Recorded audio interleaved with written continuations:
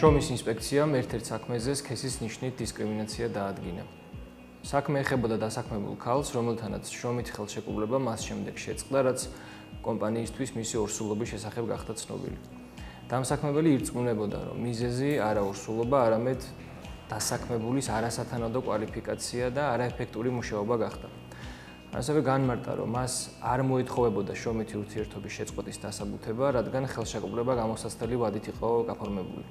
ინსპექტორების მიერ საქმის გარემოებების მოკვლევისა და მტკიცებულებების შესწავლის შედეგად დადგინდა, რომ დამსაქმებლისთვის ორსულობის შესახებ ინფორმაცია უშუალოდ გათავისუფლებამდე გახდა ცნობილი. ამასთან ვერ დადასტურდა დასაქმებულის კვალიფიკაციის და პროფესიული უნარჩვევების დაკავებულ თანამდებობასთან შეუსაბამობა. აქვე მინდა აღვნიშნო, მიუხედავად იმისა, რომ გამოსაცდელ ვადაში პირის გათავისუფლების დასაბუთების ვალდებულებას შრომის კოდექსი არ ითვალისწინებს, დისკრიმინაციის გონივრული ვარაუდის შემთხვევაში მტკიცების ტვირთი დამსაქმებელს მაინც ეკისრება.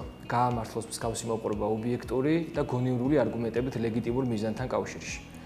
საბოლოოდ დასაქმებულს შეეზღუდა შრომითი საქმიანობის განხორციელების კონსტიტუციით აღიარებული უფლება, რაც დაკავშირებული იყო არათანაბარი მოპყრობისგან დაცულ ნიშანთან.